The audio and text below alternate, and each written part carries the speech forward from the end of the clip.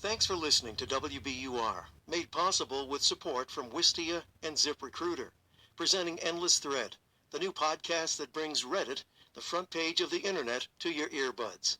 Available wherever you get podcasts. On bathroom floors and in hospital emergency rooms, people who thought they snorted or injected cocaine are waking up to learn that they overdosed on fentanyl, and those are the lucky ones.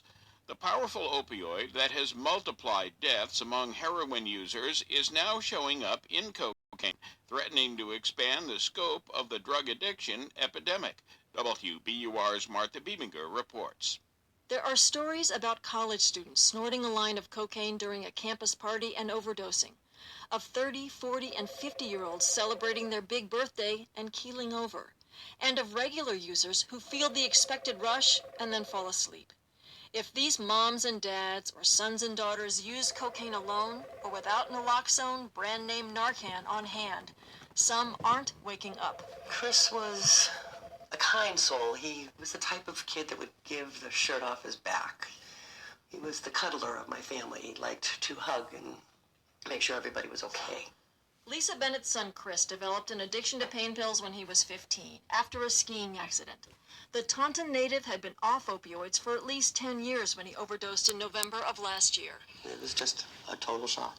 Bennett had warned her son that most heroin would be laced or replaced by fentanyl, increasing the risk of death if he ever used opioids again. It didn't occur to Bennett to worry that the crack cocaine Chris bought occasionally could kill him. And then she saw the toxicology report. He was smoking cocaine that was laced. That's what he had in his system, was cocaine and fentanyl. It's not clear how many of the nearly 2,000 estimated deaths listed as opioid overdoses last year were people who thought they were doing cocaine. Massachusetts doesn't register the drug combinations found in most bodies after an overdose. Connecticut does. There, the number of deaths involving cocaine and fentanyl together has increased 420% in the last 3 years. That's the next wave of the addiction crisis is fentanyl-laced cocaine. Arlington Police Chief Fred Ryan says his town has had 4 non-fatal fentanyl overdoses in recent months among people who thought they were using just cocaine. We're talking to our public health partners and doing everything we can to be prepared for this next evolution of the crisis. Lowell, like Arlington, raised warnings about fentanyl in cocaine last week. Boston EMS, on the other hand, says it hasn't seen enough fentanyl-related cocaine overdoses to raise alarms. In Massachusetts, there have been no broad public warnings about fentanyl-tainted cocaine, like this one issued last fall by Tennessee's Bureau of Investigation Assistant Director T.J. Jordan. Here's why we're so concerned. To be blunt, what you might buy and use, thinking it's a good time, could cost you your life. Fentanyl in cocaine is a growing problem in Massachusetts. State police recorded 199 samples last year, a nearly 3-fold increase from 2016, but still a small percentage of total cocaine seizures. Some in the harm reduction community, where the focus is on safe drug use and keeping people alive, say this moment with cocaine feels like a repeat of 4 years ago when fentanyl started showing up in heroin. We heard about it slowly, and now it's here. Jess Tilley says reports of cocaine users in the Northampton area who overdose, apparently on fentanyl, have been increasing over the last 6 months to about 3 a week.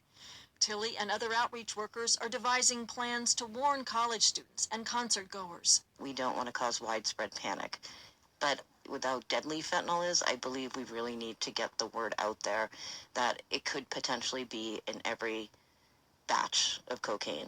Just like we tell everyone to approach all their heroin like it could potentially have fentanyl, I think we should be doing the same for all drugs. That means urging cocaine users to test the drug before they use it, then start with a small dose. To use in pairs and carry naloxone, steps that have become more common as heroin users adjust to the threat posed by fentanyl. Tracy Green is an epidemiologist at Boston Medical Center. The tools that are going to be most effective are the ones we already have. There's hope. We have quite a lot that we can work with here. To save lives, says Green, while researchers and investigators try to figure out what's happening with cocaine. At the drug trafficking level, there's shifting happening in the markets. We may want to think about the whole market transitioning in front of our very eyes. It's a transition that may merge two drug communities and decades of tragedy. Dr. Tom Gilson is watching that happen in and around Cleveland, Ohio, where he is the Cuyahoga County Medical Examiner.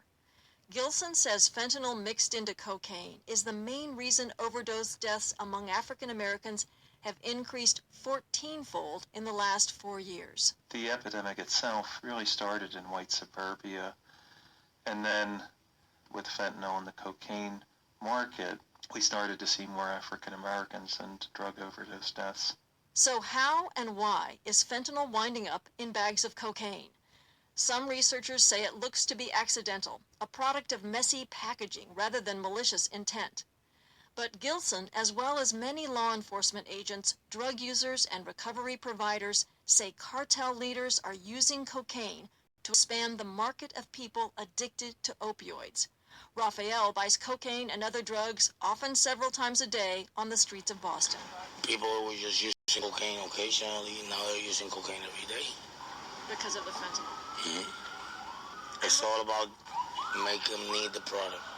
The market expansion theory baffles some in the drug community who say the presence of fentanyl in cocaine may either scare buyers off or kill them. Either way, they call for renewed urgency to slow what might be a deadly new wave in the opioid crisis.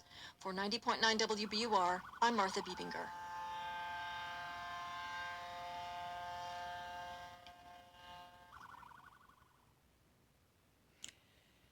Okay. At Albany Medical College. Professor. Thanks Okay, for ladies and listening to gentlemen. WBUR. Oops. Okay. Okay, ladies and gentlemen, that's the end of the podcast. Please leave your comment and subscribe. Don't forget to hit on the notification bell and join me on Black Junction TV and blackspot.com. Peace, family.